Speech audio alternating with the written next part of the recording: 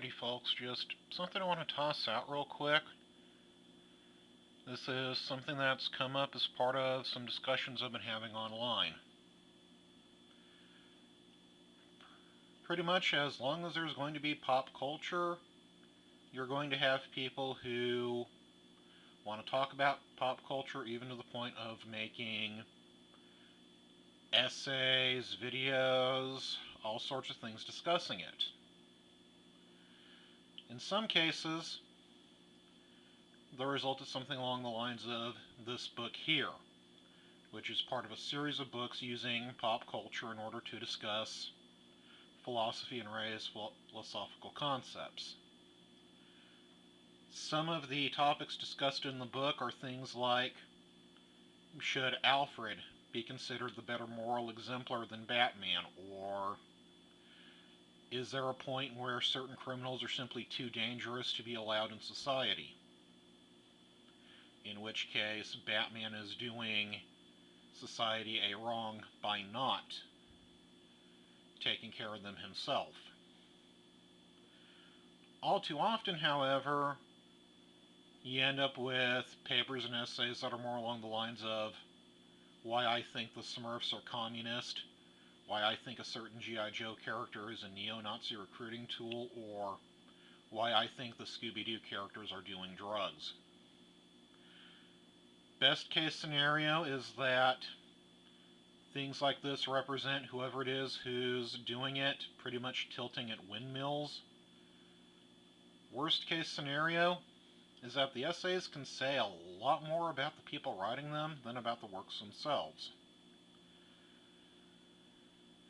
The reason I'm bringing this up is because there's an individual by the name of Lindsay. I'll try to remember to provide the link to some of her material in the description. For the past little bit, she's been doing a video series analyzing the live-action Transformers movies and giving her take on it. A lot of the things she's been doing, shall we say, make it pretty clear that it's a mix of tilting at windmills and her personal opinion instead of anything else.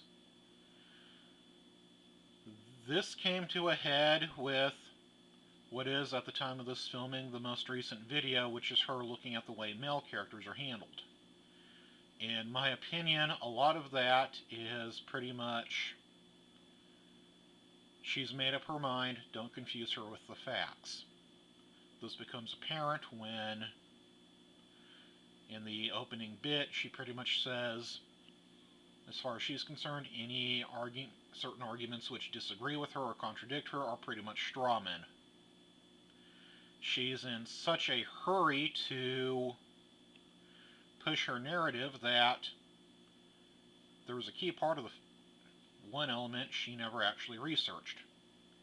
The fourth Transformers movie has a very uncomfortable scene in which the state of Texas Romeo and Juliet laws come into play. Basically, the male lead is rather mortified to discover that his 17-year-old daughter is dating a 20-something behind his back, a 20-something who claims to have a laminated card with the law on it right in his wallet. Anyone and everyone who even vaguely understands what the law is, which should be a lot of people here in Texas because media coverage was all over the place when it was first being proposed, should know that the law was not being cited properly in the movie, and that the 20-something is still flirting with a long prison sentence.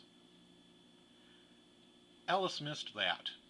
She was so busy focusing on the male lead being the overprotective dad, she didn't actually stop to see if the dad had reason to be overprotective in the first place. Oops. While that may seem minor or petty, it's still, she failed to research something, and that crippled one of her big things, one of her arguments. So that entire video is now suspect. She also didn't stop to think, reverse the situation, and would a woman being upset about a 20-something going after her teenage kid be appropriate or inappropriate. So yeah, folks, it's part of why I'm not too keen on certain essays like that. Between that and a lot of other things, hello bit.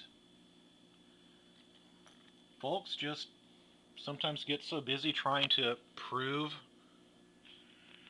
their arguments that they've already made up their mind and they don't want to let the facts get in their way.